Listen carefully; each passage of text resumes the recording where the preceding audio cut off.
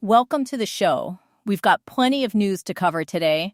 American citizens are currently stranded in Puerto Vallarta, Mexico, with thousands of U.S. nationals ordered by the U.S. State Department to shelter in place, stay in your home, your hotel, or indoors. We have the latest details. Additionally, President Trump is gearing up for his State of the Union address this coming Tuesday. Democrats have announced plans to boycott the speech entirely, though they're already revealing what they actually intend to do. We all remember what happened last year with the placards and how badly that backfired. We've also got more stories from across the country. It's a packed show today. Let's dive straight into what's happening on the ground in Mexico right now. Canadians in Puerto Vallarta, Mexico are being ordered to shelter in place. This after widespread violence broke out in the city following the Mexican army killing of the leader of the Jalisco New Generation Cartel, El Mencho. Massive chaos is erupting today across western Mexico following the killing of Nemesio Oseguera Cervantes, also known as El Mencho, by Mexican security forces. Regarded as the most powerful cartel boss in Mexico, he led the Jalisco New Generation Cartel, known as CJNG. Social media footage is capturing the full-scale disorder spreading throughout Guadalajara and the wider Jalisco region. Virtually the entire state of Jalisco appears to be in a state of civil war at this moment. Jalisco sits along west-central Mexico, and Guadalajara is a large, vibrant city with an international airport, a testament to how densely populated this region truly is. As of this morning, however, that airport had fallen. National Guard posts across Jalisco have been overrun, and the borders into the state were completely seized by CJNG forces, cartel forces, folks. The cartel has issued a public service announcement to the residents of Jalisco, and bear in mind, Jalisco isn't a city, it's a state, comparable in scale to Nevada or New Mexico. That announcement told all civilians to remain inside their homes, warning that anyone found on the streets would be considered a target and shot. That message came directly from the cartel. Mexican military forces are now pushing back in an effort to reclaim the territory. Footage continues to flood social media platforms. Millions of people live in the state of Jalisco, and the videos emerging are deeply disturbing, some showing people being killed. We won't show that content, and frankly, we wouldn't even if we were able to. But here's a glimpse of what was unfolding at the airport this morning. People sprinting for cover, explosions, gunfire. A Costco was set ablaze. Cartel members erected roadblocks, and they overtook National Guard posts previously held by Mexican state forces.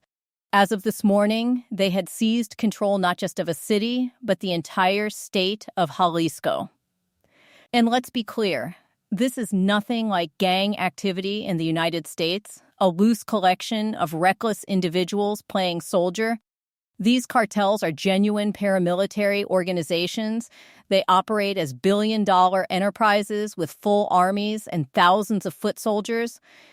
They have also deeply infiltrated Mexican law enforcement and even the federal government at the national political level.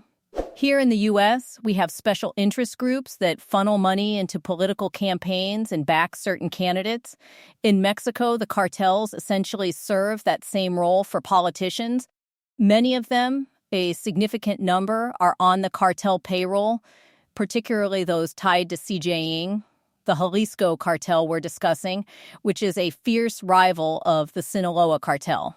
I have a friend in Guadalajara, shout out to Gabriella, who used to tell me it was completely routine, almost a weekly occurrence, to walk to the grocery store and see bodies hanging from bridges. That's how they operate. When you cross the cartel, they make an example. They send a message. It's brutal, and down there, it's considered normal. The U.S. Embassy in Mexico is telling Americans this morning to shelter in place across the entire state of Jalisco, which includes Puerto Vallarta, a major tourist destination currently hosting thousands of American visitors and residents. The U.S. State Department has also expanded the warning beyond Jalisco to include the states of Tamaulipas, parts of Michoacán, Guerrero, and Nuevo León. That's 4 Mexican states, not cities, folks, states. All flights out of Puerto Vallarta have now been canceled, and Americans are sheltering in place. The U.S. Embassy is urging people to remain indoors amid ongoing security operations across multiple states linked to road blockages and criminal activity, or more accurately, what should be called terrorist activity. These are terrorists who have effectively taken over large parts of Mexico.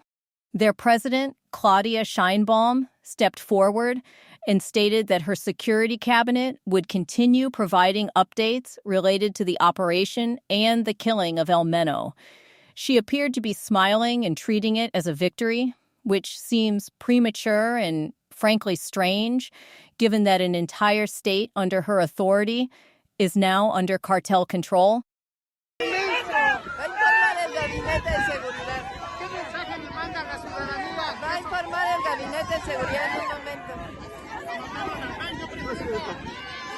President Trump gave this woman a choice 6 months ago. He offered U.S. assistance, telling her, "Just say the word and we'll handle this problem for both of us." She turned it down flat. She declared that no U.S. troops would set foot on Mexican soil. That was her firm red line. She also stated that she refused to use military force against the cartels, claiming it would violate their human rights. Seriously? Ahora la guerra contra el narco no es opción. No es opción. Primero, porque está fuera del marco de la ley. Todos estos de la derecha que se llenan la boca de las palabras Estado de Derecho y defienden la guerra contra el narco, pues la guerra contra el narco está fuera de la ley, porque como lo dije o lo he dicho en varias ocasiones, es permiso para matar, sin ningún juicio. And now those very cartels are brutalizing her people, and our people too. There are Americans there, along with many Canadians. The Post-Millennial is reporting today that the U.S. reportedly played a role in this operation, citing Mexico's Ministry of National Defense, which stated that during the execution of the operation, they received what was described as complimentary information from U.S. authorities. Just moments ago, the Mexican army launched a large-scale mobilization effort against the Jalisco cartel in an attempt to retake the state. Sheinbaum really should be requesting U.S. support at this point before the situation deteriorates beyond recovery. The death toll remains unknown. We've already watched numerous videos showing killings that took place this morning. We're still waiting for a statement from President Trump on the matter. Meanwhile, back stateside, the president is preparing for his upcoming State of the Union address scheduled for this Tuesday. We're hearing it's going to be a major speech with a few surprise announcements. Democrats, however, have announced plans to counter it with their own so-called People's State of the Union, whatever that's supposed to mean. They're pushing an alternative broadcast, attempting to pull audiences away from the actual State of the Union to watch none other than Adam Schiff. Yes, Democrats genuinely believe Americans will tune out of Trump's address to watch Adam Schiff and other TDs afflicted Democrats. Violating the law and Constitution. He is ignoring court orders. He has weaponized the Justice Department to go after his enemies. He is letting loose ICE troops in our streets that are getting people killed. I will not be attending the State of the Union. I've never missed one. I have always gone both to inaugurations and to States of the Union. But we cannot treat this as normal. This is not business as usual. I will not give him the audience he craves for the lies that he tells. I'll be outside the Capitol with Midas touch and move on for the People's State of the Union, 8 p.m. Eastern Time on Tuesday. This isn't the first time Democrats have tried to disrupt or undermine Trump's State of the Union. Remember last year with the placards? Democrats thought it would be clever to hold up signs during the speech, refusing to stand or applaud, even when Trump was honoring a child battling cancer and recognizing our veterans. They wouldn't rise from their seats or clap. They just sat there waving those ridiculous little signs. This year, they're going a step further and planning to skip the speech entirely, which is frankly disrespectful in the extreme. Trump is expected to address the recent Supreme Court ruling on his tariffs, a decision he's clearly not pleased with. Yesterday, someone called into C-SPAN under the name John Barron, a pseudonym the president has been known to use, and spent the call criticizing the recent SCOTUS decision. The clip went viral online almost immediately. Was that actually President Trump? It certainly sounded like him. Whether it was or wasn't, it was absolutely hilarious. Roll the tape. John in Virginia, Republican. Let's hear from you. Well, this is John Barron, and this is the worst decision you ever have in your life, practically.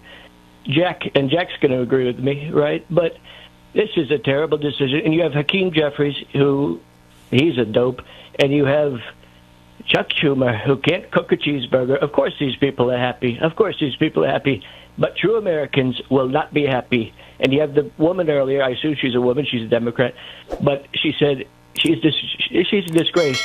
She's devastated. All right, John. We'll go to Chester, who's in Baton Rouge, Louisiana, Democratic call. The anchor grew visibly irritated and cut the caller off mid-sentence. Just imagine if that actually was the president of the United States calling into C-SPAN and getting hung up on by the host. That would truly be something. All right, that's a wrap on today's episode. Like, subscribe, and we'll see you very soon.